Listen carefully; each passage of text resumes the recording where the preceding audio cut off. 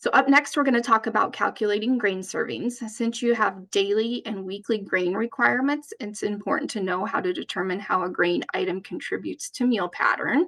I see that there were a couple questions in the chat asking if the daily and weekly requirements for grains were just for lunch or if those could be combined with breakfast, and we are still those are still just for lunch. So we will talk about the breakfast to meal pattern coming up. So those daily and weekly requirements for grains that we just talked about were specific to the lunch meal pattern. Next slide.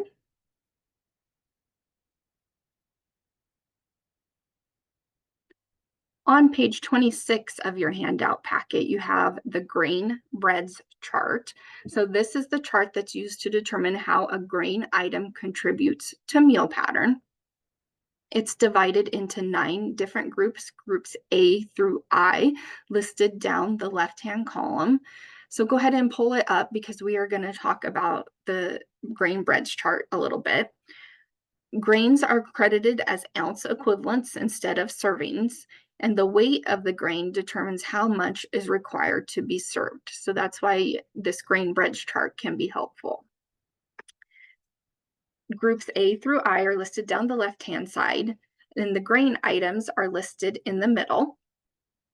In the next column is the portion size. So the portion size in ounces or grams that the items in Group A, Group B, Group C, etc. need to weigh to credit as a 1 ounce equivalent. So let's look at an example here. Everything in Group A, so the bread type coating, the breadsticks, the chow mein noodles, all of those need to weigh at least 0.8 ounces or 22 grams to credit as a 1 ounce equivalent.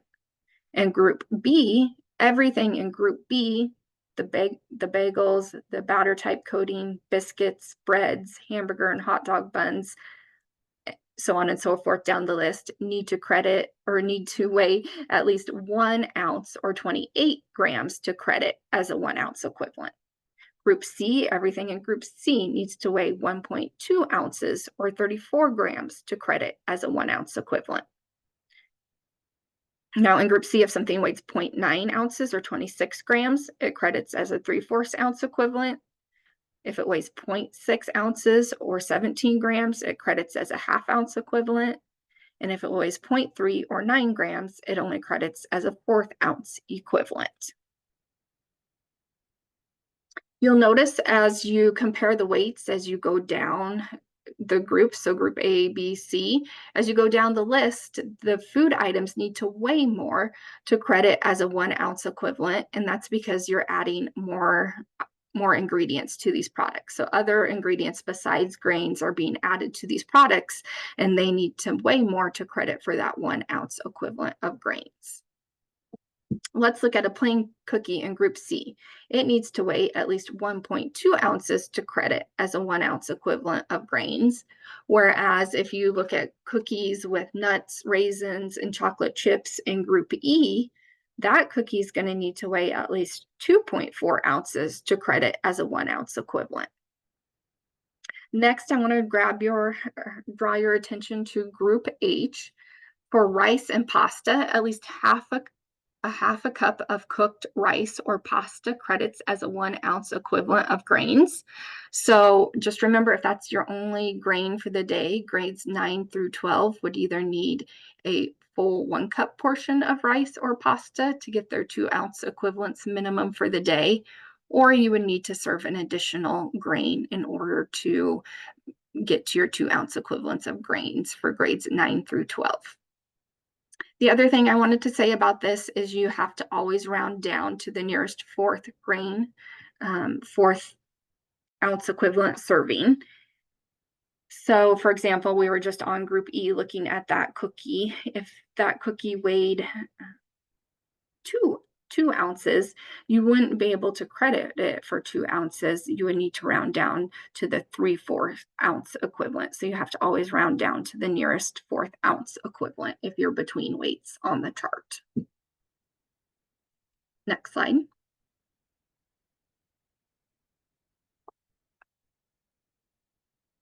So how do you calculate your ounce equivalent for your grain servings. First, you need to determine the weight of your product. You can either do that from your package information, the recipe information, or physically weigh the product on a food scale. And then refer to your USDA grain breads chart. Next slide.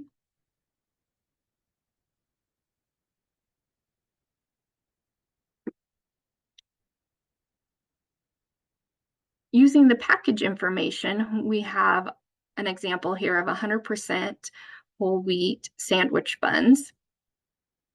And they weigh 2 ounces. So this whole wheat hamburger bun weighs 2 ounces. And we find hamburger buns in group B of our grain breads chart. And in order for a hamburger bun to credit as a 1 ounce equivalent, it needs to weigh at least 1 ounce.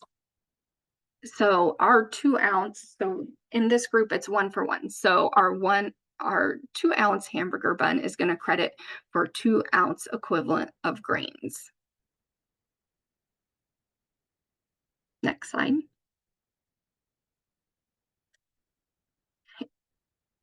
If you do not have that package information, you can weigh your item and compare it to the grain breads chart, just like we talked about, or you can weigh your product and do a little bit of math. Next slide. So if you need to do the math, the equation is the weight of your grain item divided by the weight equivalent to a 1 ounce equivalent from the appropriate grain breads group is going to equal the number of ounce equivalent grain servings. So the weight of your item divided by the weight equivalent to a 1 ounce serving on your grain breads chart is going to give you your number of grain servings in ounce equivalents. Next slide. So let's practice. We're going to do a little bit of a little activity here. So using your grain breads chart and a calculator or your phone calculator on your phone, you're going to, let's look at the grain items, determine which group they will be in and how many ounce equivalents they're going to credit for. So for tortilla chips, we have approximately 20 tortilla chips. Those are going to be in group B. And I can see that in group B, my item needs to weigh at least 1 ounce to credit as a 1 ounce equivalent. I have 2 ounces of tortilla chips. So using that equation we just talked about, the weight of my grain item is 2 ounces divided by the weight equivalent to a 1 ounce equivalent serving in the grain breads chart is 1 ounce. So 2 ounces divided by 1 ounce is going to give me a 2 ounce equivalent of grain servings for my tortilla chips. Next up, we have a blueberry muffin, and I find blueberry muffins in group D, and I have a 1.5 ounce blueberry muffin. So if I take the weight of my item, 1.5 ounces, divided by the weight equivalent to a 1 ounce equivalent serving in group D, which is 2 ounces, 1.5 divided by 2 is going to give me 0.75 or 3/4 ounce equivalent of grains. So my 1.5 ounce blueberry muffin is going to credit for 0.75 ounce equivalents of grains. Let's look at a snickerdoodle cookie. I find plain cookies in group C, and my cookie weighs 1 ounce. And in group C, a cookie needs to weigh at least 1.2 ounces to credit as a 1 ounce equivalent. So I take the portion size of my item, 1 ounce, divided by 1.2 ounces, and that gives me 0.833. I can't round up to a 1 ounce equivalent, so I have to round down to 0.75 ounce equivalents. So my snickerdoodle cookie, my 1 ounce snickerdoodle cookie, is going to credit for 0.75 ounce equivalents. Cooked pasta we talked about a little bit, so we find that one in group H. And if I have 1 cup of cooked pasta, I need if I look at my grain bread chart, I need at least a half a cup of cooked pasta to credit as a 1 ounce equivalent. So I take the weight of my grain item, or the portion size, in this case, 1 cup, divided by a half a cup of cooked pasta, and that's going to give me 2. So my 1 cup of cooked pasta is going to credit for a 2 ounce equivalent of grains. In our last example here, a chocolate chip granola bar, I find chocolate chip granola bars in group E, and in order for something in group E to credit as a 1 ounce equivalent, it needs to weigh at least 2.4 ounces. So I take the weight of my item, which is 1 ounce, divided by the weight needed to credit as a 1 ounce equivalent, which in group E is 2.4 ounces. 1 divided by 2.4 is going to give me 0.416. Now I can't round up to a half, so I'm going to have to round down to a 1/4 ounce equivalent. So my 1 ounce granola bar is only going to credit for 0.25 ounce equivalents of grains. Okay, moving on. Next slide. The last component we're going to talk about is the milk component. The minimum daily requirement for milk is 8 fluid ounces for grades K through 12. It does need to be fluid milk, and it must be served as a beverage. So what this means is you can't put milk in pudding or something like that and have it credit toward the milk requirement. Schools must offer at least 2 choices: unflavored milk, skim, or 1%, or you can offer flavored milk in the skim or 1% varieties. One of those options does need to be unflavored. Once again, this is a minimum requirement, so you can offer more than 2 choices if you want, but at least one of those does need to be unflavored.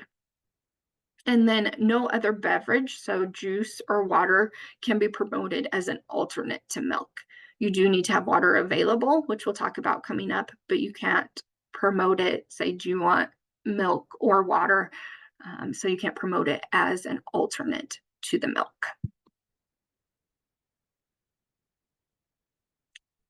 Next slide. The final rule continues to allow schools to offer fat-free and low-fat milk, flavored and unflavored, to grades K through 12 students at school lunch and breakfast. Schools may also sell these same milk options as a la carte.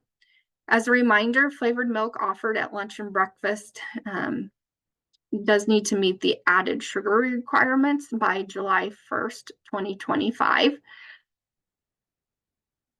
And I think for the most part, most of the milks do already meet this requirement. And if they don't, then, manufacturers will be working to be sure that they do meet this. So, and that doesn't go into effect until next school year, where flavored milks need to meet the added sugar requirement of less than or equal to 10 grams of sugar. Next slide.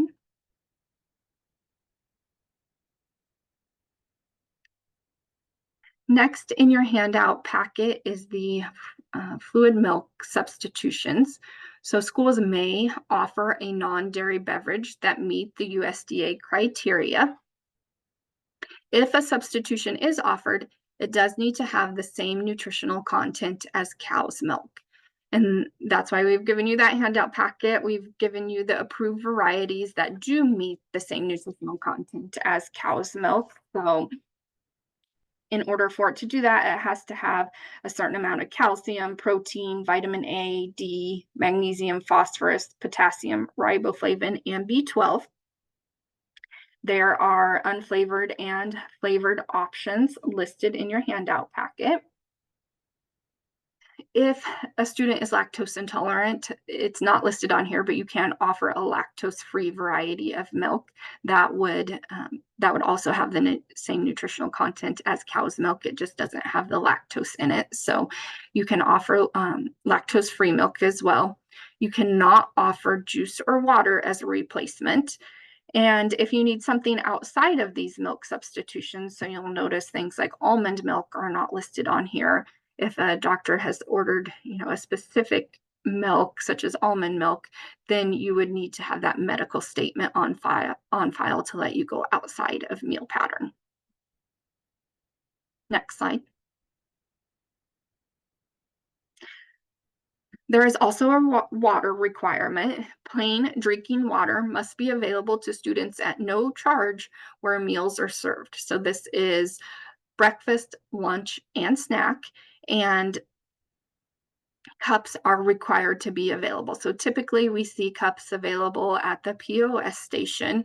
The water can be, provided in a variety of different ways. So in a dispenser, um, some people walk around with a pitcher and cups. If you're a smaller school, that may work for you. If there's a water fountain available in the cafeteria, that is also acceptable, but you do still need to have those cups available either, in the kitchen or at the POS station where students can get cups as well for their water. Next slide. The final rule did clarify the potable water requirements, so it adds the word plain to the potable water regulations to clarify that schools are required to offer the plain potable water during meal service. Schools can choose to offer water with fruits, vegetables, and herbs added in addition to the plain water, but you do have to have just that plain water available as well. Next slide.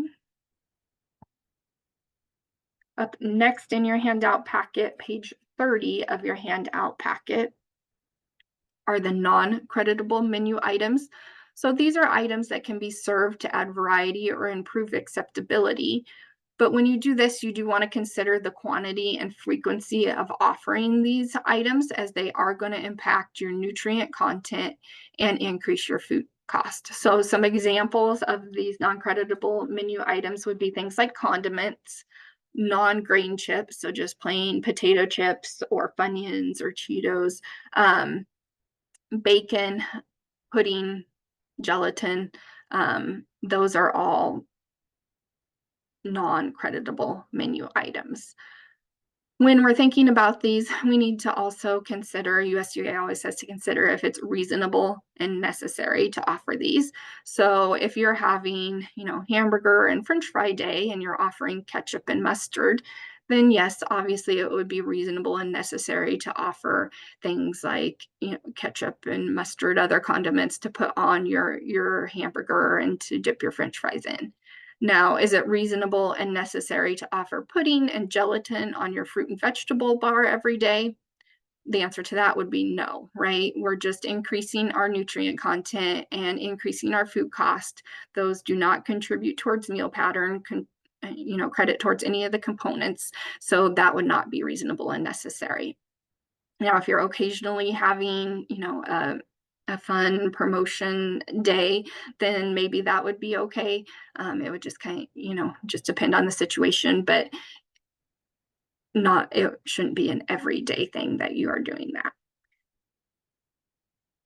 On your creditable and non-creditable foods handout, it does go through list some other examples as well. So things like canned, powdered, or frozen cheese sauce, canned pasta sauce, frozen entrees, frozen pizzas or pizza sauce. Now, if those do not have a CN label, those are not creditable. So if you have a CN label or like the commodity cheese sauce or something like that, then it is creditable if you have a CN label that says how it credits, or a CN label or a product formulation statement.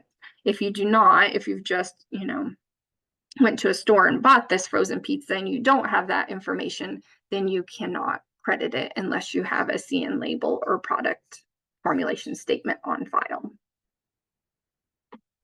Next slide.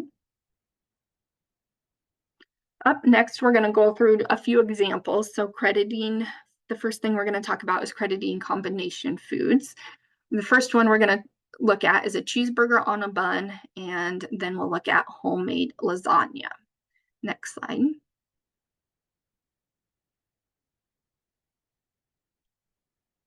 In order to kind of interact with these slides, you can use your non-verbal reactions or annotate.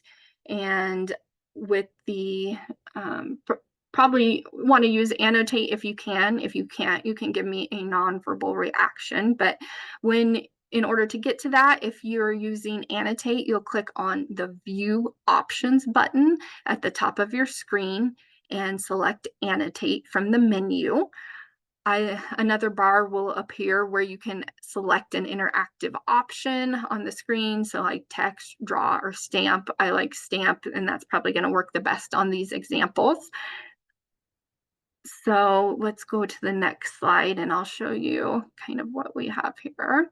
So the first one, we're going to say how this credits cheeseburger with a bun. If you go to your annotate option and put a stamp by each food component that this would credit for. So does a cheeseburger on a bun, would you be able to credit it for meat alternate, fruits, vegetables, grains, or milk? All right, looks like we have some people using those stamps.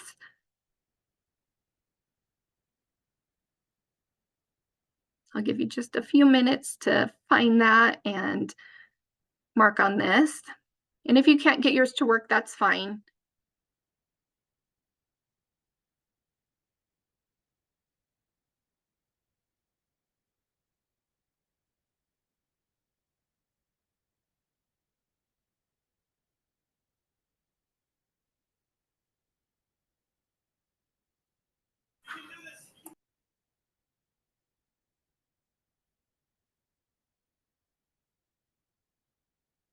Okay. Looks like we've got a few people to be able to use those annotate options. So for meat alternate, yes, a cheeseburger and a bun would credit for meat alternate. We would have our meat and our cheese. For fruits, nobody marked fruit, and that's correct. We would have no fruit on our cheeseburger with a bun. Our vegetables, no vegetables on a cheeseburger with a bun. Grain, yes, we have our whole grain rich bun, so we're going to credit that towards our grain component. And milk, no, we do not have any milk. Remember that cheese is going to credit as a meat alternate. It does not credit towards the fluid milk component. Okay, good. We're going to go to the next one. We have homemade lasagna. Go ahead and get out your annotate stampers and put a stamp by meat alternate, fruits, vegetables, grains, or milk if you think it credits towards any of those components.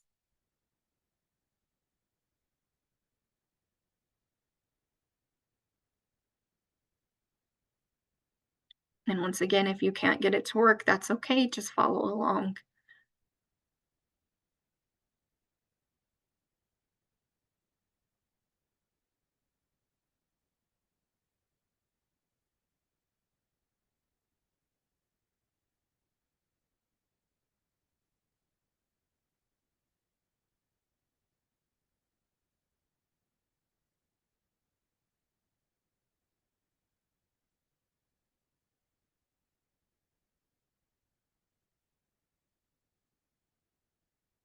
Okay, good. Let's go ahead and look at the answer here. We have meat alternate in our homemade lasagna. Yes, we would have our meat, maybe our ground beef, and cheese would credit towards meat alternate. Fruits, no, we don't have any fruits on our homemade lasagna. Vegetables, that one would actually be, it would be a maybe. It would depend on the sauce that you used. So if you have a CN labeled sauce or a product formulation for your sauce, if it's a canned sauce, then it would credit. But if you, or if you have a recipe that says how it credits, you would be able to do that. Otherwise, if it did not have a CN label, you wouldn't be able to credit that sauce. Grains. Yes, we have our whole grain rich lasagna noodles that we're using here, so it would credit towards the grain component. And what about fluid milk? No, we would have no fluid milk. So good, you guys all did a good job and it looked like you got those correct. So you've been following along. Up next, we are going to test your knowledge of meal pattern requirements, and it's not an actual test. So if you want to use your lunch meal pattern chart that was located back on page 24 of your handout packet, you can. That's why we gave you those handouts to use as, as aids as you're planning your menus. Just to review again, those Zoom features on the next slide, we have the nonverbal reactions. So you can give me a thumbs up if you think yes, or thumbs down if you think no, or I don't know if there's a thumbs down, I guess. Thumbs up if yes, and then annotate down at if the view options. If you click on view options, it'll bring up that bar and you can use the stamper again. There's a place to put yes or no if you think that these meals meet meal pattern requirements. So let's go to the next slide and I'll show you what we're going to be doing. So we're looking at this meal. If you as the menu planner have met the meal pattern requirements. So this is not what the students are coming through the line at the POS on their tray with what's on their tray. This is what you have planned for the menu for the day. So we want to know if you've planned the full, all the components and all the required portion sizes. First, let's do for grades K through 8. So we have a whole grain rich corn dog. It credits it for a 2-ounce equivalent of grain and 2 ounces of meat alternate, a half a cup of crinkle cut French fries, a half a cup of corn, a half a cup of diced peaches, and 1 cup of milk. So does this one meet meal pattern requirements? Have you planned all the components in the required portion sizes for grades K through 8? So go ahead and use your annotate stamper to mark either yes or no. Or you can give me a thumbs up for yes in your reactions.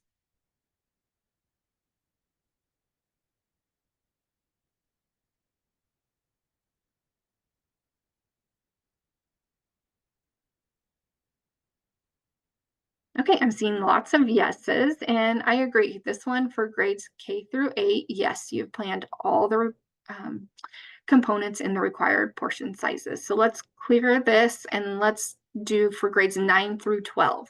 Have we planned all the required components in the portion sizes? All right, I see people marking here. Give you just a few seconds here to put your annotate on yes or no. And I'm getting lots of no's on this one, and I agree. So no for grades 9 through 12, because you as a menu planner need to offer at least 1 cup of fruit for grades 9 through 12. So grades 9 through 12 need to be offered at least 1 cup of fruit per day at lunch. Next slide. So our next one for grades K through 8, does this meet meal pattern? We have chicken nuggets, 2-ounce equivalent of grain and 2 ounces of meat alternate, a 1-ounce equivalent of whole grain rich bread, creamy whipped potatoes, a half a cup, mixed vegetables, a fourth a cup, chocolate chip cookie, credits for a ½ ounce equivalent of grains, and 1 cup of milk. Have we planned everything for grades K through 8?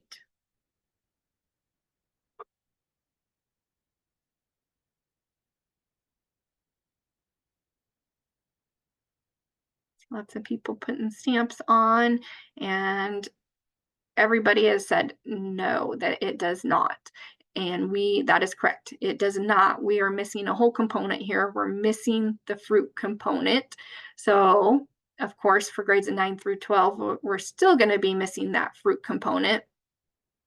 The other thing for grades 9 through 12, we are also short on the vegetable component. So we've only offered 3/4 cup of vegetables.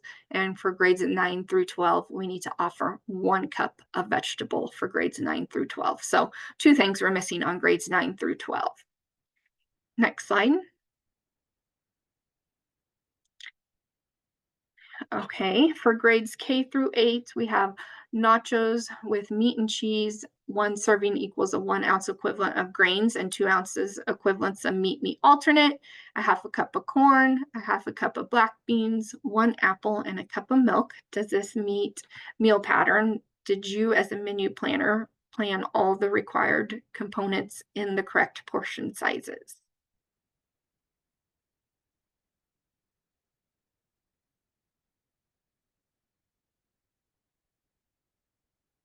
Okay, I'm seeing lots of yeses, and I agree. Yes, it meets the requirements for grades K through 8. Let's go ahead and clear those, and I want you to answer again for grades 9 through 12.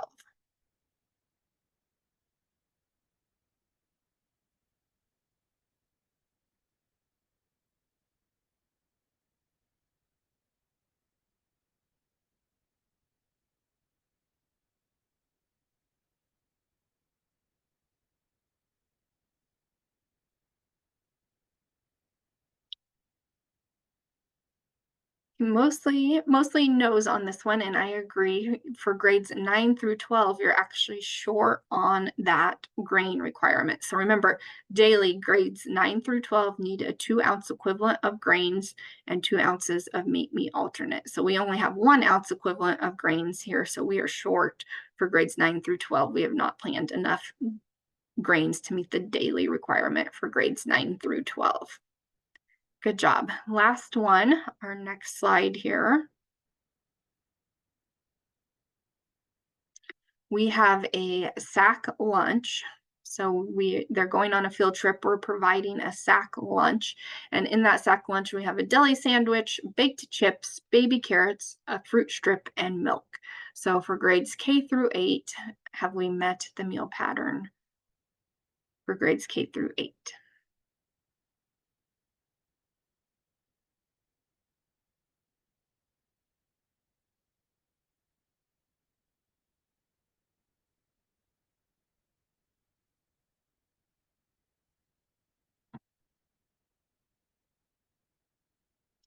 Good. I'll give you a couple more seconds here, and then we will move on.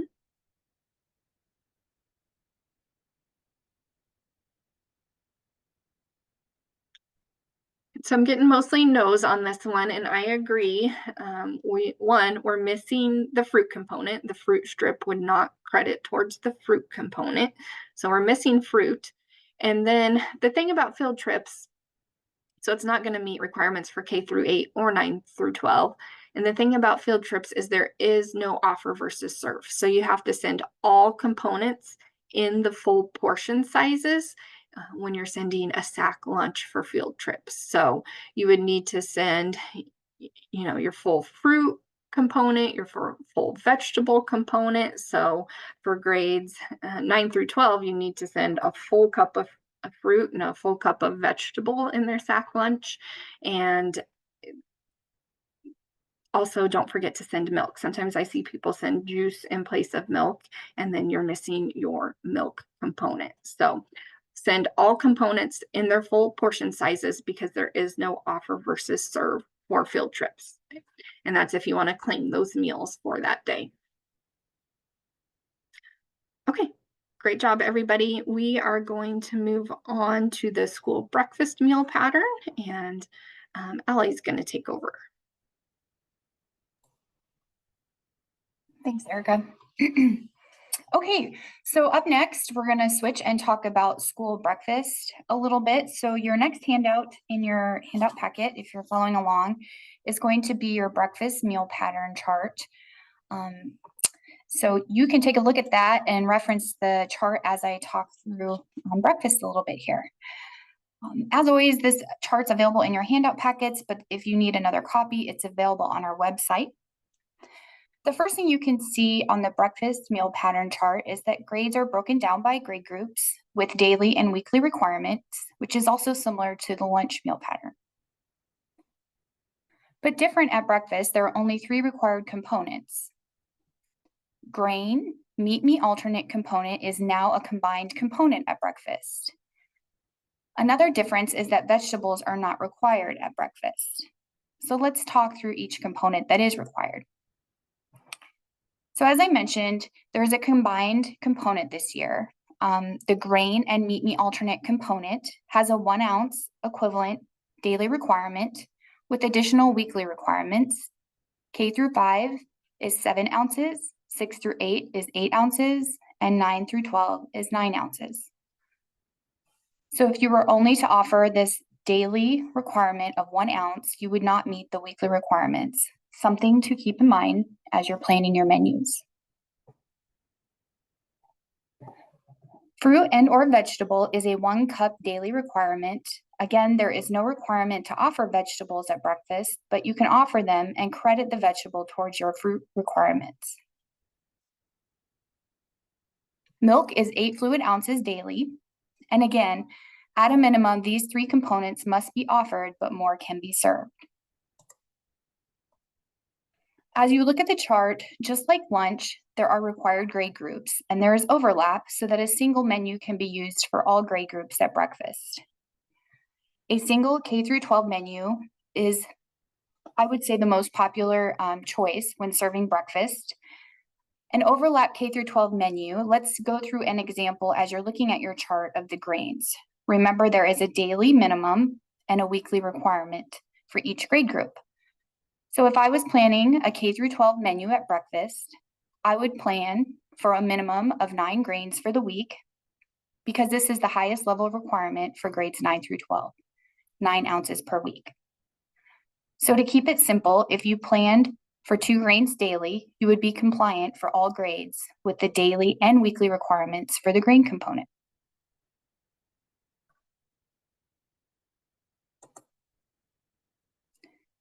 Before we move on, we'll review breakfast terminology because it's a little different than lunch. Breakfast menus are based on required meal components, but recognized as food items on the tray when determining a reimbursable breakfast. So again, a food component is a required food group that makes up the breakfast. Those were the combined grain and meat alternate component, fruit and or vegetable, and milk.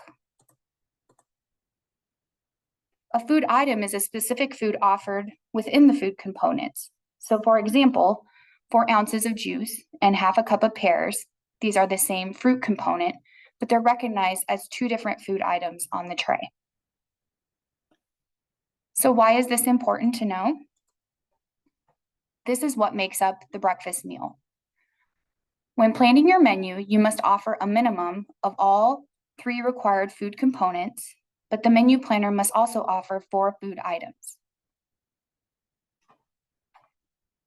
As a menu planner, you must understand this to meet the requirements for breakfast meal service. It is also important the cashier recognizes a reimbursable meal and needs to be trained for breakfast and lunch because the meals will credit different for breakfast than they do for lunch. This may require you to explain how items count towards food items at breakfast. For a breakfast to be reimbursable, at least 4 food items must be offered. A student must select 3 food items, including half a cup of fruit and or vegetable, for the meal to be reimbursable under offer versus serve.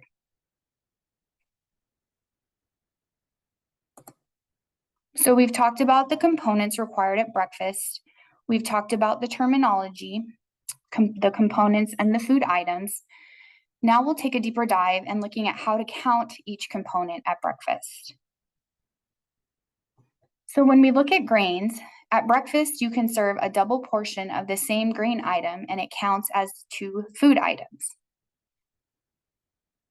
I can serve 2 pieces of toast to count as 2 ounce servings and 2 food items.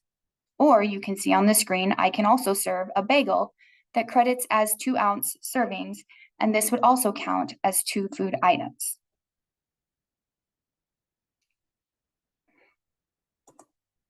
And now that we have the combined grain and meat alternate component, the same would apply if you were serving a meat alternate.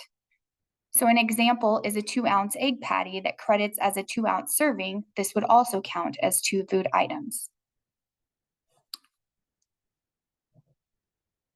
Just a reminder, you're not required to change your current menus if you choose not to this year. You're not required to add the meat alternate to your menu. This is simply flexibility to increase more protein-rich offerings at breakfast. Although dietary guidelines recommend including both grains and protein-rich foods in healthy eating patterns, and this flexibility may also meet the preference of your students. So let's look at that combined component one last time. So this component is now combined food component. You can serve either grains at breakfast, or you can serve meat alternate at breakfast, or a combination of both meat alternate and grains to meet the requirement. Again, it's a 1 ounce equivalent daily, but there are weekly requirements for each grade group. Remember that a week is equal to 5 days, and at least 80% of the grains offered at breakfast must be whole grain rich. So let's give you some examples of combining the meat alternate and the grain together. I could serve 1 ounce grain, let's say it was a cereal, and a 1 ounce meat alternate, let's say it was a yogurt, and that would credit as 2 ounce equivalent for the day. So I would be meeting my 2 ounce equivalent serving for the day. Or another example is it could be a breakfast sandwich. I have 1.5 ounce grain, let's say it's my biscuit. And on my biscuit, I have a 0.5 ounce meat alternate, which is my turkey sausage. So the combination of the biscuit and the turkey sausage credits towards the 2 ounce for the day.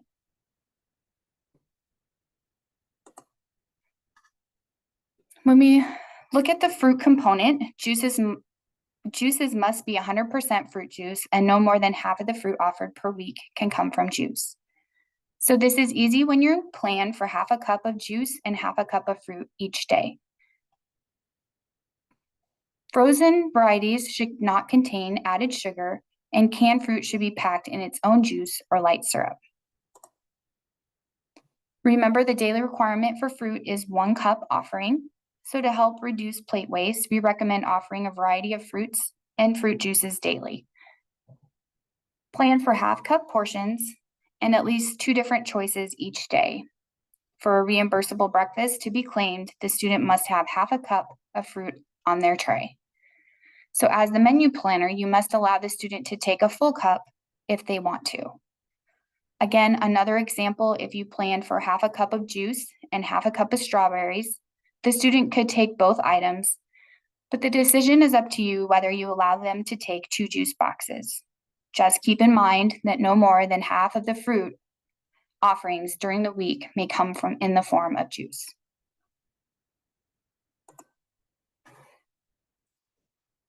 Currently, there are no requirements to serve vegetables at breakfast, but again, you can offer them this school year in place of a fruit or with a fruit to credit for the daily requirement.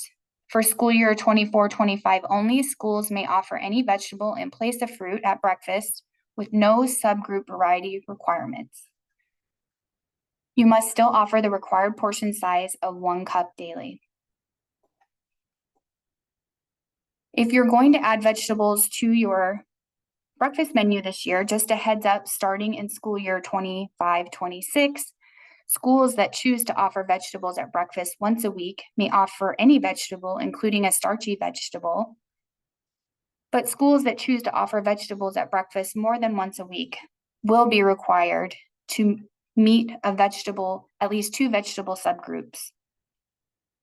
So you wouldn't want to go adding that potato item to your menu this year, because you certainly could add potatoes to your breakfast menu and then next year have to take it off and meet the subgroup. So just caution you there. Certainly add vegetables if you want to. And again, you don't have to make any changes to your menus this year, but if you choose to serve vegetables at breakfast, they can credit towards your food component. For milk, the minimum daily requirement is 8 fluid ounces for all grades. Milk must be served as a beverage at breakfast.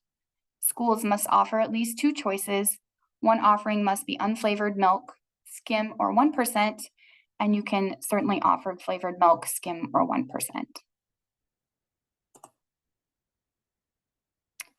As we wrap up breakfast, some reminders: fruit and vegetable portion size to offer is 1 cup. At least 80% of grains offered weekly must be whole grain rich. A reimbursable breakfast must contain at least 3 food items, and 1 must be half a cup of fruit and or vegetable.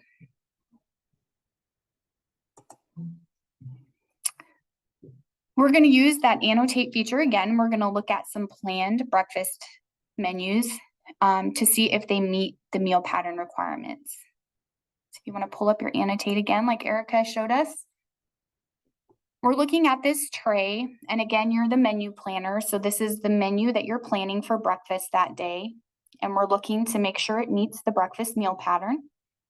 So on our menu, we have 1 ounce equivalent of whole grain rich cereal. We have a 1 ounce equivalent of a whole grain rich graham cracker. We have half a cup of juice and 1 cup of milk. Does this meet the breakfast meal pattern requirements? And I'll give you a few seconds here to annotate.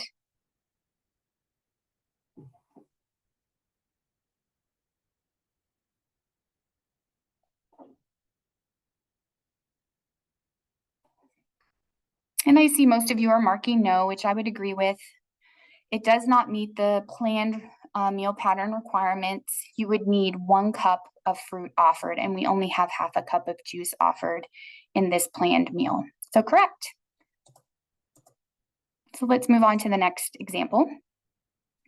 In this planned meal, we have 1 ounce equivalent of cereal again, whole grain rich. And we also added 2 ounce equivalent of meat alternate, which is our egg patty and cheese. Looks like an omelet. We also have half a cup of juice, a fresh orange, and 1 cup milk. Does this meet the meal pattern requirements for planning a K through 12 menu?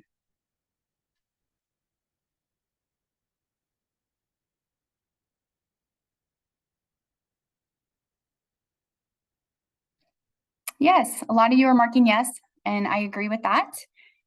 We've met the all 3 components in their full sizes, and we also have 4 food items. So this would be a good menu to plan, and it meets meal requirements. Very good. We have another one. 2 more. So in this menu, I'm planning 1 ounce equivalent of whole grain rich waffles. I'm going to serve scrambled eggs, which credit as 1.5 ounce meat alternate. I have a sausage patty, 0.5 ounce meat alternate, half a cup of juice, half a cup of strawberries, and 1 cup milk.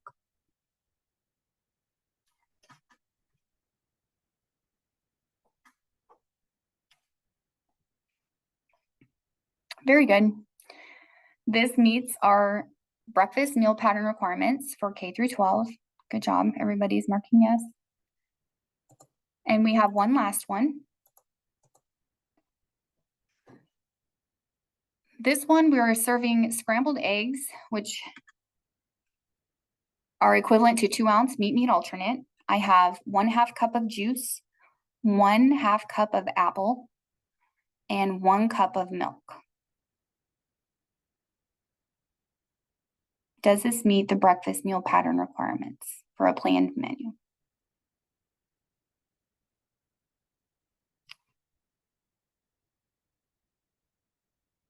Yeah, it does. You guys are marking yes. I have a few no's, but under the new flexibility this year with the combined meat alternate and grain component, I'm not required to serve that grain at breakfast anymore. So I could serve the 2 ounce meat alternate scrambled eggs, and that would count towards my grain and meat alternate component, which is now combined. I am offering 1 cup of fruit, and I have my milk, and I have 4 food items. So I have the 3 components that are required, and I have 4 food items. So this one is a yes as well. Very good.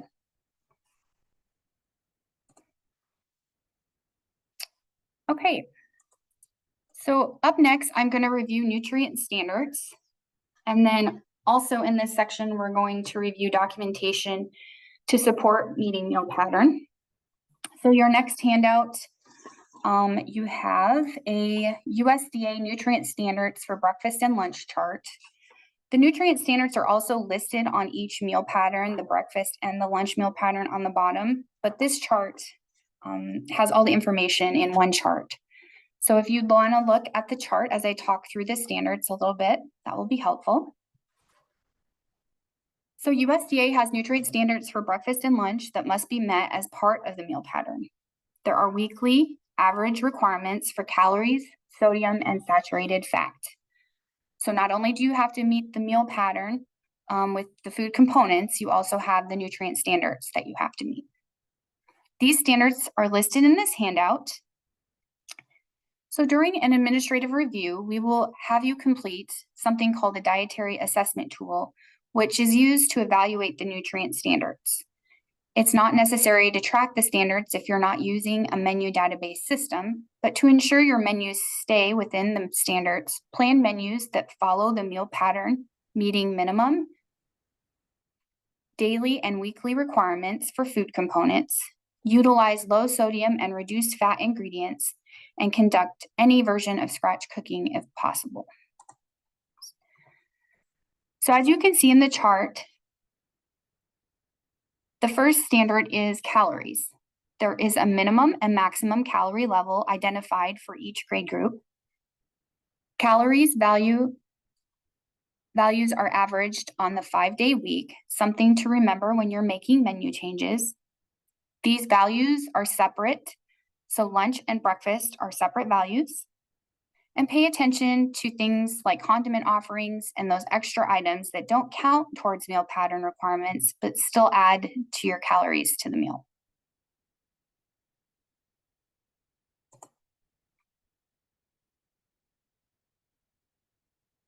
The next item listed are the sodium standards.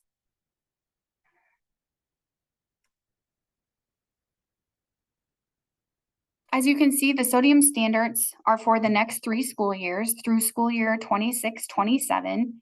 We are currently at a sodium limit of target 1A.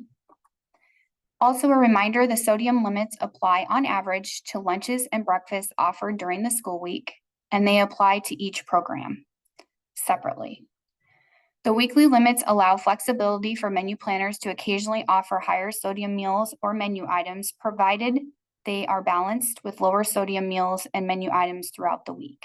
So again, these are weekly averages for both breakfast and lunch, broke down by grade group.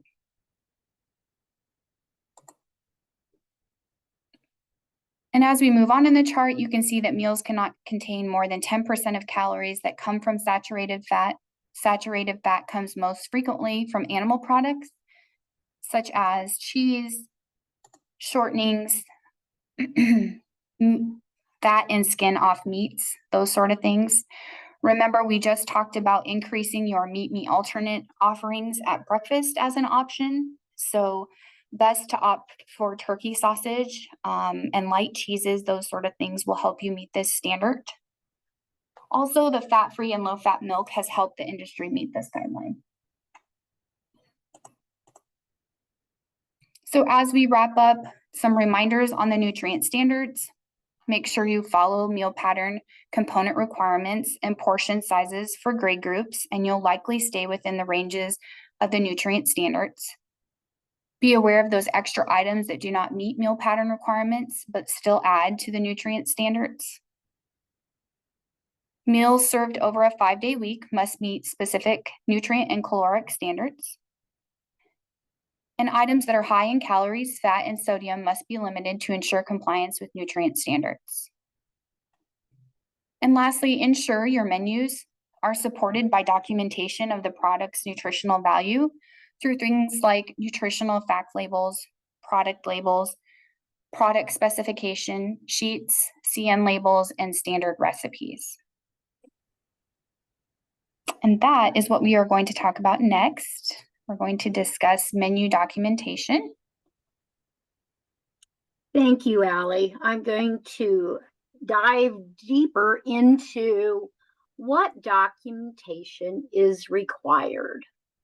And the menu, which demonstrates that meal pattern has been met with the food components.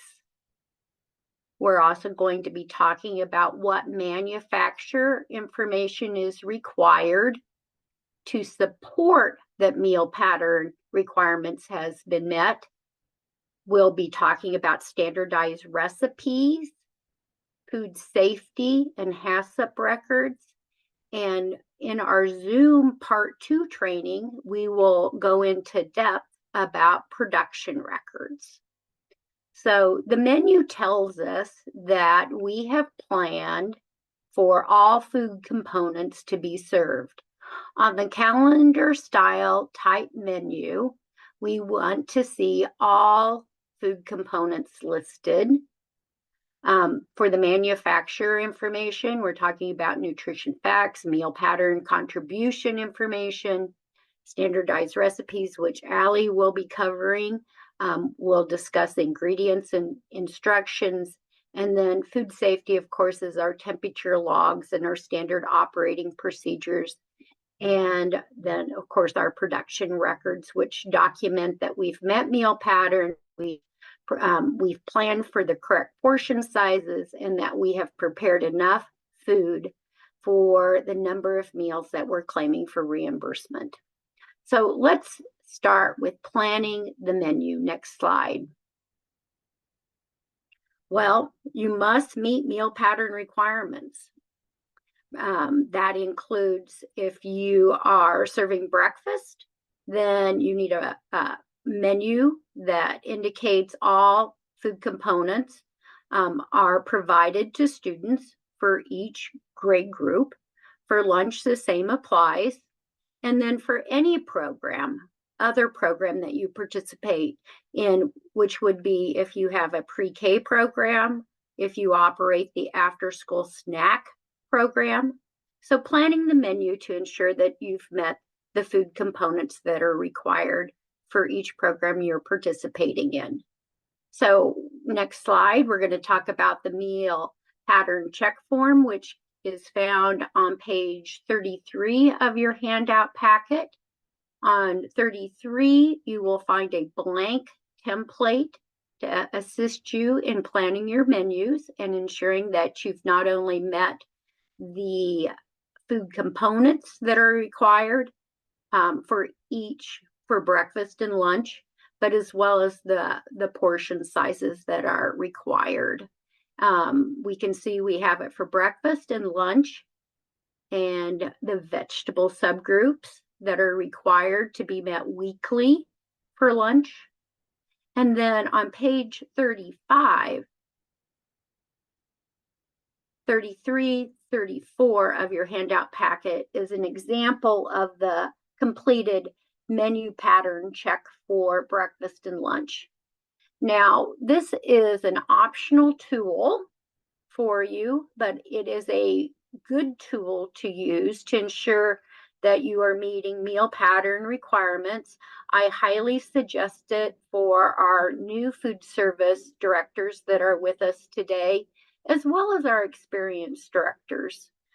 It is a required form. If you are having an administrative review, we require that this form be completed to demonstrate meal pattern has been met for the week of our observation during the review. So a very good form to utilize. And then let's go to the next slide, Allie. So what manufacturer information is required to be on file? Well, it's essentially all the support meal pattern requirements and nutrient content of the menus that are being planned. And so I like to think of this label that's on your screen as a gold standard label, because it provides me with the nutrition facts information. And I would need that nutrition facts information to determine the nutrient content of the item. We've just talked about that we need to monitor the amount of sodium that our menus contain for both breakfast and lunch. We need to be aware of the fat content, the saturated fat content. And we have calories that we need to be aware of. So we have our nutrition facts information on this label. We've got our ingredient statement that tells me the ingredients that are in the product. And I need this information not only if I have special diets and need to make meal accommodations, but also it is my proof that the product is actually a whole grain rich item. And then it also has CN labeling, that child nutrition labeling that the manufacturer has requested from USDA. And that is very distinct labeling with the rectangular box where I have CN in all of the sides of the rectangular box. And that tells me how one serving contributes to meeting meal pattern requirements. So this is an excellent label, but unfortunately not all of our labels look like this that we receive. I would put this on my copy machine and make a copy of it and put it in my binder so that I have that label available for every time that I serve this product. And it provides the documentation that we require during administrative review. So next slide. So product label information, we're talking about the ingredient statement, the nutrition facts label, the CN label. Well, I wish that all products, entree products, came CN labeled, but that is not the case because a manufacturer has to pay for that labeling. And so not all products are going to be CN labeled. But in the absence of a CN label, I can utilize what's called a product specification statement. And that statement we'll take a better look at on another slide, an example of what that looks like. But it needs to be on company letterhead. It needs to list the credible ingredients, how that product, one serving, contributes to meeting meal pattern, and then it is signed by the manufacturer and dated.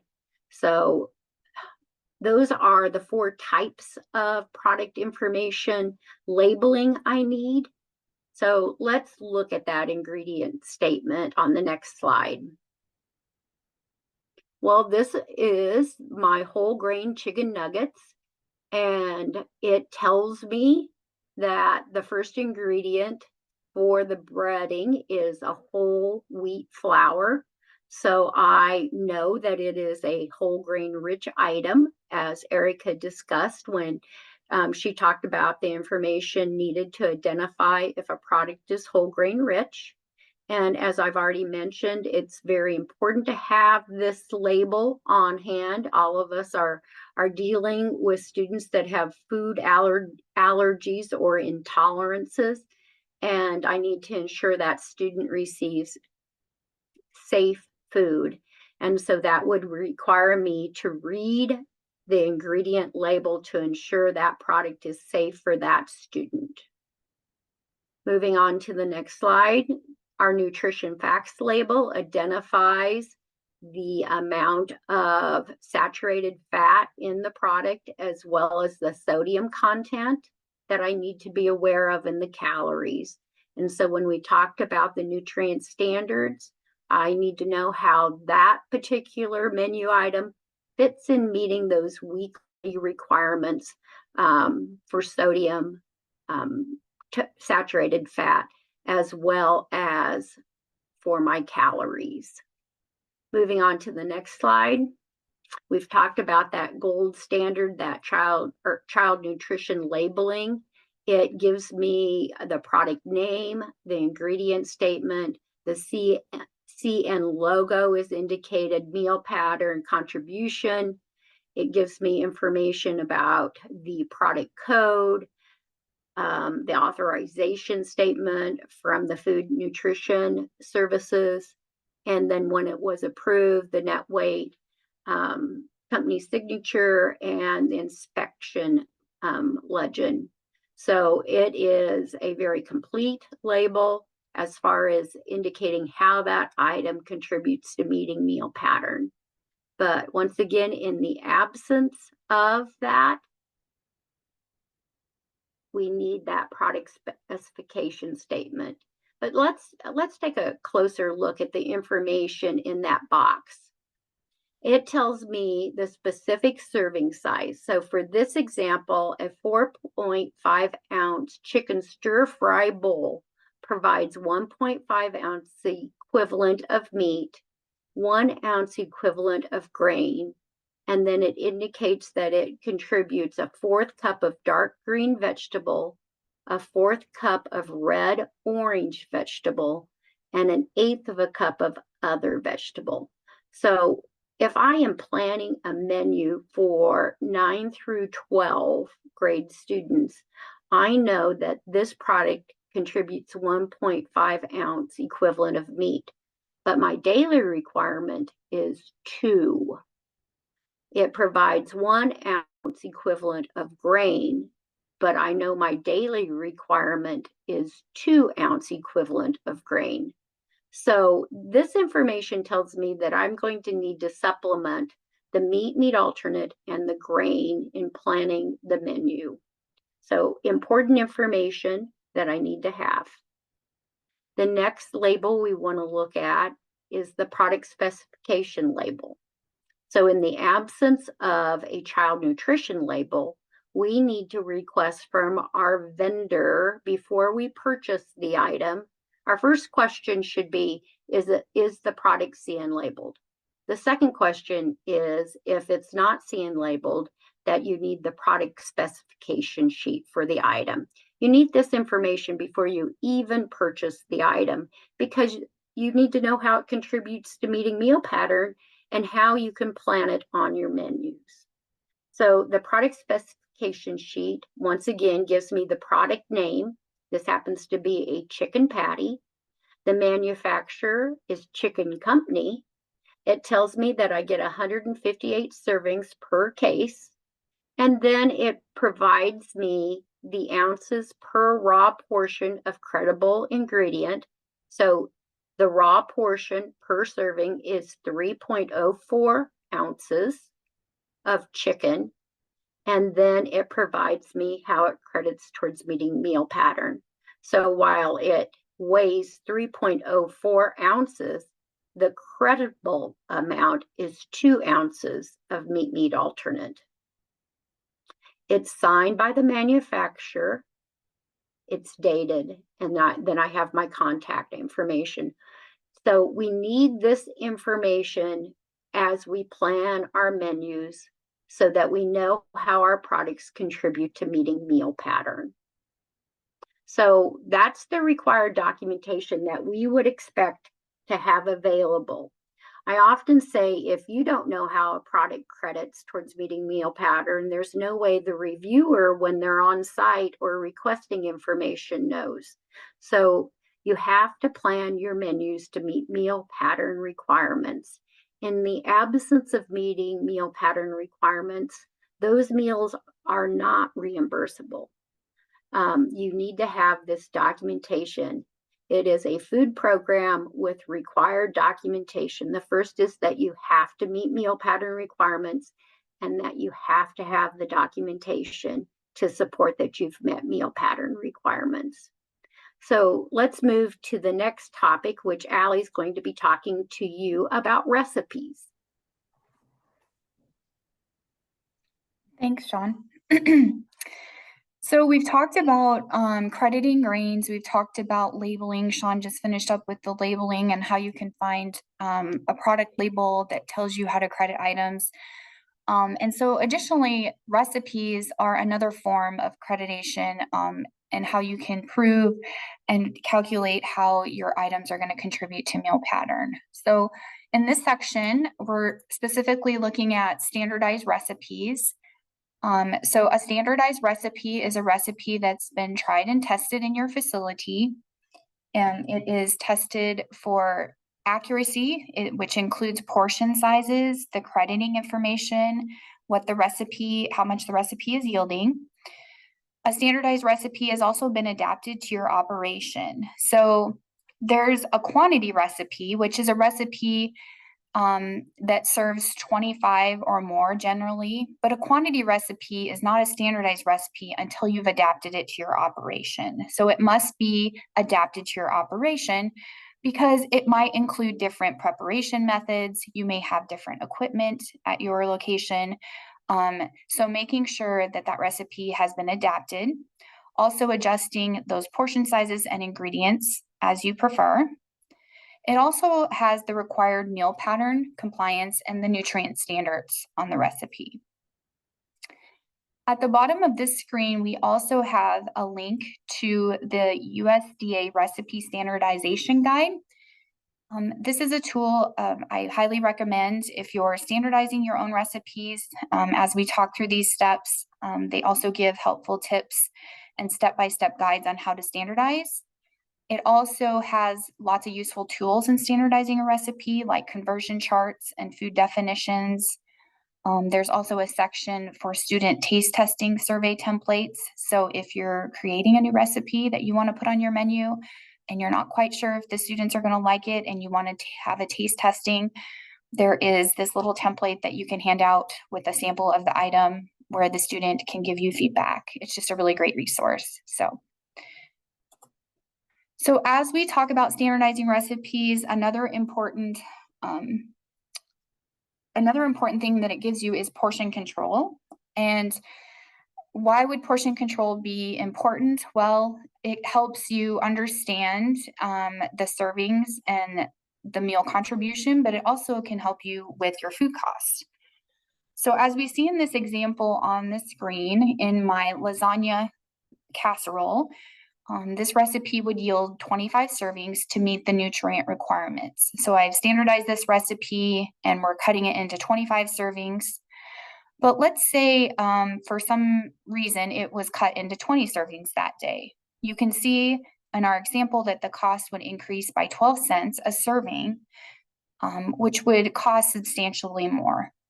So if similar mistakes are made every day on your menu and items like this were served, it would add up. The cost would really add up in your establishment without realizing it. Another reason it might cause plate waste. You know, serving too large of a portion to a student, they may not want that big of a piece. And then you would likely run out if you cut it into 20 servings instead of 25 servings. So portion control is a really big part of a standardized recipe. It helps you understand exactly the size to serve, the yield, and it also helps you understand the cost and keep that under control. So your first handout in your packet, we have a portion control handout, and this talks about, the items you're going to use, the utensils you're going to use in your recipes. We're going to be using things like scoops and dippers, which look like that ice cream disher. Also, we'll use ladles that have the level of measure on them, and we'll use things called spoodles, which is a portion server generally used in your fruit and veggie bars. Some are solid, some are slotted. So these measurements give you exact measurement levels, so you know exactly what is being served and that you're meeting meal pattern. Things you're not going to use are just a standard spoon, because that's not going to tell you how much of a portion that person is getting, that student is getting. So this handout will provide you with some guidance on that. Also, many of you may have the Basics at a Glance poster in your kitchens, or your menu planner might utilize this. They're available for free from the Institute of Child Nutrition, so you can order them from there as well if you don't have one or if you need a new one. But again, it gives you volume equivalents. It has some abbreviations on there, and it goes through those portion control measuring utensils. Very helpful.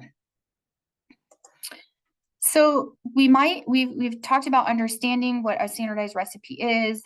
We've talked a little bit about the importance of it, and anything that contains 2 or more ingredients is generally going to need a standardized recipe in your establishment.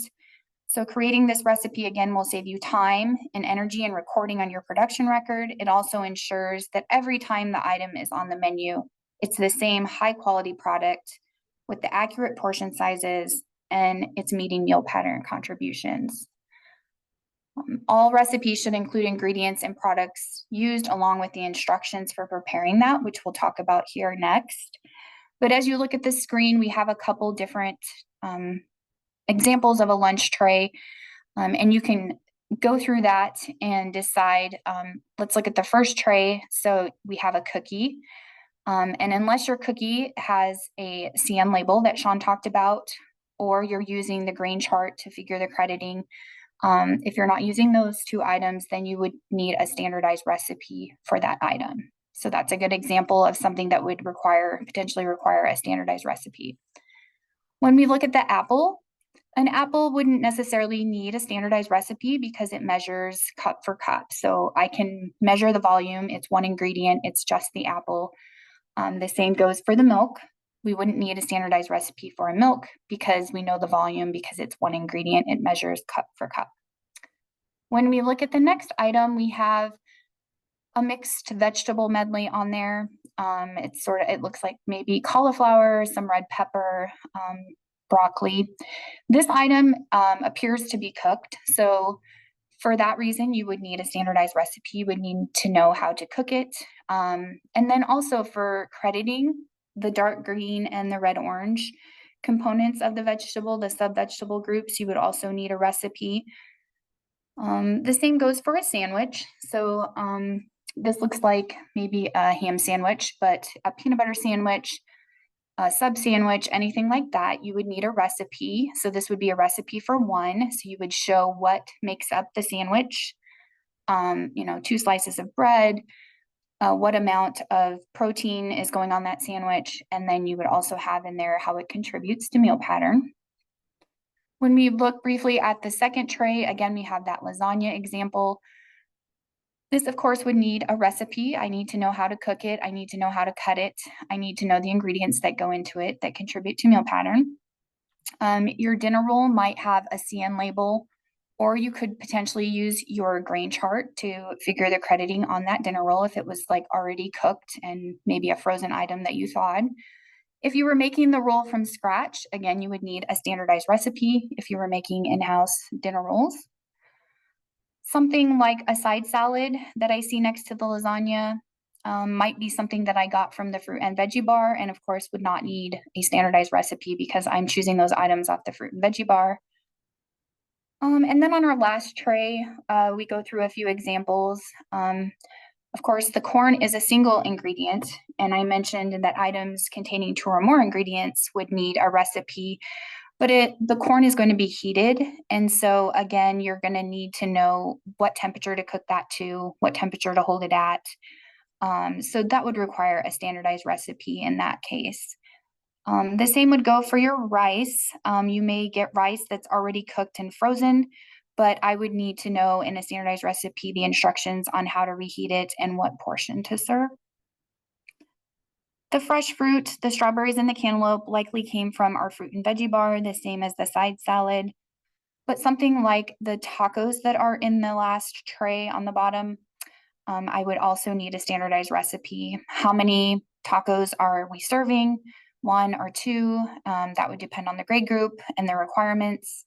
I would need to know the tortilla size for the recipe and the ingredients going into the taco. So these kind of give you examples. You look through the trays, you should be able to determine on your menu what is needing a standardized recipe and what is not. So the next handout I have 2 slides that correspond to the next handout. On the top part of the handout, it's information on the standardized recipe and what must be included in the standardized recipe. And then the bottom section of the handout I'm going to advance to the next slide and talk about that information. So in our example of our standardized recipe, today we're making chili, and you can see that in number 1, that is our recipe name, is chili. And in number 2, we have the number of servings, and you can see in this example, we have servings for 50, and we also have the recipe scaled for servings for 100. Number 3 going down is the ingredients in our recipe. We have ground beef, we have some seasonings, and then we have diced tomatoes, tomato paste, and we also have beans. Number 4 is off to the right-hand side on the picture, and that's our directions. So these are going to be the directions to make the recipe. Number 5 underneath the ingredients and directions, you'll see number 5, and this is the serving size. So for this recipe for chili, We have a serving size for elementary, which is 1/2 cup. And we have a serving size for secondary, which is 3/4 cup. Number 6 is below that, so we have a total yield for the recipe. So if we're making the 50 servings, we have 50 half cups. And you can see if we're making if we're doing 3/4 cup servings for that secondary group, we're getting 32 servings out of the recipe. Number 7 tells us the utensil that we're going to use. Again, it's that portion control measuring unit. So for the elementary, we have a 4-ounce ladle to get that 1/2 cup of serving. And for the secondary, we're using a 6-ounce ladle to get that 3/4 cup serving. Number 8 on the bottom, and really important, is our meal pattern contribution. So again, this is telling us how the chili on your menu is contributing to meal pattern. So for the elementary students, they're getting a 2-ounce meat alternate meal contribution, and they're also getting 3/8 cup of vegetable, which is coming from your tomato. And then you can see for secondary, because their portion was 3/4 cup larger, they're getting a 3-ounce meat alternate and a 1/2 cup of vegetable meal contribution. And then in the instructions, 2 optional areas. Number 7 on the directions, serving suggestions, add in a sprinkle of cheese and Fritos. That is just serving suggestions. It's optional because your recipe might not call for anything. Any serving suggestions. And additionally, number 10, which is outlined in direction number 4 and 5, your recipe might not have any time and temperature directions. So it's required if the item does, but if you don't have a cook item, of course you wouldn't have number 10 in the recipe form. So these are all items that must be included on the standardized recipe. And as we look at the next example you have in your handout, the same information applies to our standardized recipe, but in this recipe, we're making a chef salad. So this would be a recipe for 1. So again, the serving is broke down by grade group. So we have the amount that goes in the chef salad for grades K through 8 to meet meal pattern, and we have the ingredients and the amounts that go into the 9 through 12 grade serving to meet meal pattern. This would also be true, I mentioned in the example, like for a sub sandwich. Another great addition to a standardized recipe, Erica talked about sack lunches earlier. Consider creating a standardized recipe for a sack lunch so that, remember, when you're doing a sack lunch, it's unitized meal. So offer versus serve is not an option. So a standardized recipe, and it includes everything that goes into that sack lunch to ensure that you're meeting meal pattern, would be another really good example.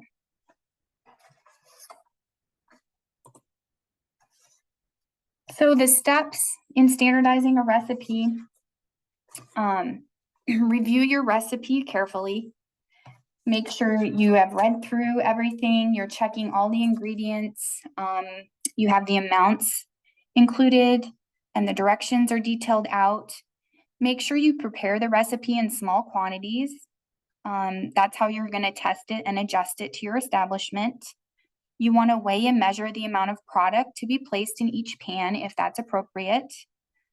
Determine the yield of the recipe. Again, the total yield, determining the serving size and your serving utensil. This will help you compute the number of servings the recipe will make.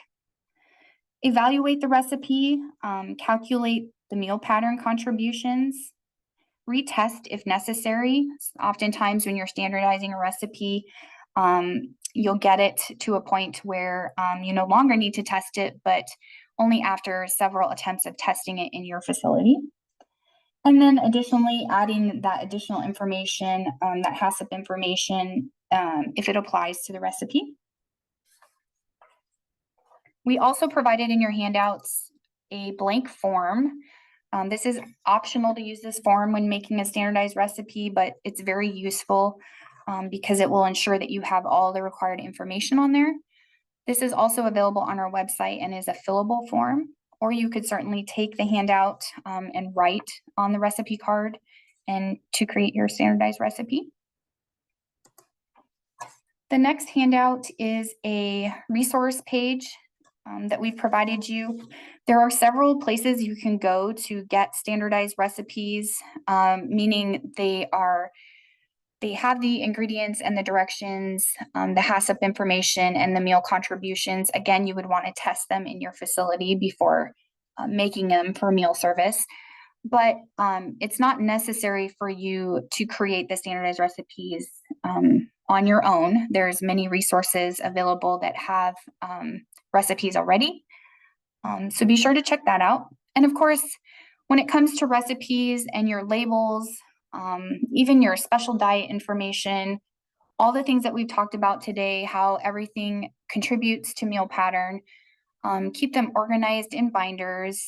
We love to see those note cards that are, used and written on, but keep things in a binder, keep clear protective covers on them so that they stay nice and neat and clean, so that when we come on site, or even when your staff is looking for something, it's nice and organized and together, and you have easy access.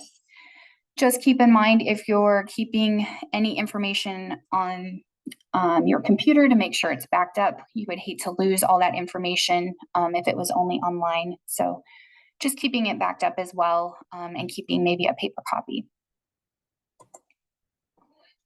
In the last part of the recipe section, I do like to talk about the food buying guide.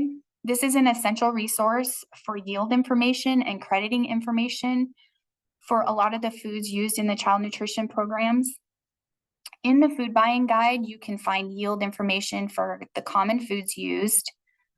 You can determine the program needs, and it will help you determine to correct the purchase amount needed. It will help you determine meal contributions and how food counts towards meal pattern. Within the tool, you can create a favorites list. So if you're looking up items, you can add to your favorites list. You can create a raw recipe book. On the screen where you see the toolbar, or the toolbar home, meal components, food items, tools, appendixes. Under the tools item, there's also helpful tools to help you identify whole grain rich items. It will ask you a series of questions to help you identify if your product is whole grain rich, if you're still needing some help identifying that. Oftentimes a recipe might call for maybe, let's say, like ground beef that's already been cooked. And maybe as someone who is menu planning, you're not quite sure how much raw ground beef to purchase to make the cooked amount of ground beef. So the tool would help you with calculating things like that. Just very helpful resource in determining those yields and recipes. The site, you just go to their website. You'll need to sign up. It may ask you what type of establishment you're in, ask for an email and a password. And once you're into the guide, you have access to all the tools. USDA has trainings also within the tool to help you utilize the tool and explain how to use it. It is available in a web or smartphone app. Oftentimes when we are in your schools for a review, or even just to help train someone, and we get questions on yields or crediting, we will pull it up on our iPhones and utilize the food buying guide as well. If you don't have access to the internet, or you're not able to get into the food buying guide for some reason, we've also provided in the last handout for this section is the short form. So this has a variety of items listed on it. You can see the unit, the food purchased is in the first column. The purchase unit, meaning the size that you purchase it in, is in the next column. And then it's broke down by the unit per unit. So in this example, fruits is listed. This is a canned fruit. And let's say it's undrained. You're going to purchase it in a number 10 can. That's the large can that comes in the case of 6. and they're saying that there are 24 cups per can. So I might be a new food service director and I'm serving peaches twice this week, canned peaches, and I'm not sure if I need to order more. Well, I can tell by looking at this chart, utilizing this guide, that there's 24 servings per can. So I can calculate how many servings I have on hand approximately, and it will help me determine if I need to order more or not. And as you look through the sheet, it's 2 pages. So it doesn't have just canned fruits. It also has fresh vegetables. It has meats on it, protein items, cheeses, things like that. So this form is going to be commonly used items. For more details and more information, you can refer to the food buying guide. Okay, so that was we're wrapping up that section on recipes, and we're moving on, and we're going to review HACCP. There are no handouts in this section, and it's a very brief section this year. Beth Haas, one of the program specialists in our department, is conducting food safety training this year. So hopefully I have a little bit of information on the last slide on that training, but we're not going to go into a lot of detail on HACCP training. So if you're still interested in HACCP information and want to learn more, reach out to us. We'll also have additional resources and trainings posted on our website at a later date. So HACCP stands for Hazard Analysis Critical Control Points. HACCP is a system that allows you to predict food risk, predict risk in food safety and prevent them before they happen. So by using HACCP, you no longer rely solely on routine inspections to spot potentially food safety hazards. So HACCP is a written plan, a food safety system that follows the flow of food from purchasing the food to receiving the food, storing, preparing, cooking the food, holding and cooling your food, reheating, and of course, at service. So things in your written plan, examples could be, this is where you're taking time and temp of your foods that you're cooking that day. You might be documenting that on your production record or on a HACCP form. These are going to be things like your temperature logs for your refrigerators and your freezers, receiving logs for when you're receiving potentially hazardous foods, the cooling and reheating logs, and then your standard operating procedures, also referred to as your SOPs in your HACCP manual. So HACCP is looking for any biological, chemical, or physical property that may cause a potential customer health risk, a hazard. And if each step of the process is carried out correctly, the end product will be safe food. HACCP is required to be implemented in all schools and all residential child care facilities. So it's a required program. Also, we like to mention that 2 safety inspections should occur annually, and you're required to publicly post your current food safety inspection report. The food safety inspections are not conducted by our department at Nutrition Services, but they're conducted by someone from the Department of Health and Human Services. So this inspection report is going to either be a yellow or pink slip that the health inspector gives you after they have been there. And this is required to be posted so that the public can see that. It's also required in your application every year to report to our department how many food safety inspections have occurred that year. So something to keep in mind. And as I promised, this section was very short in this training. Again, here are the Zoom trainings coming up that Beth is conducting her HACCP training this year. She has broke the Zoom training dates up into 3 dates, September 5th, September 11th, and September 18th. And each day she's covering a different topic of HACCP. She also had in-person training. I think one of them might be done already. But if you're interested in attending the in-person training, you can look at your contact list. We've provided you in your handouts, and you can email Beth Haas if you have any additional questions, or if you want to get signed up for the Zoom dates, reach out to Beth as well. So Since there's a lot of new information this year, she's updated some of the forms. She wanted to conduct that training separately, but normally we would cover it a little bit more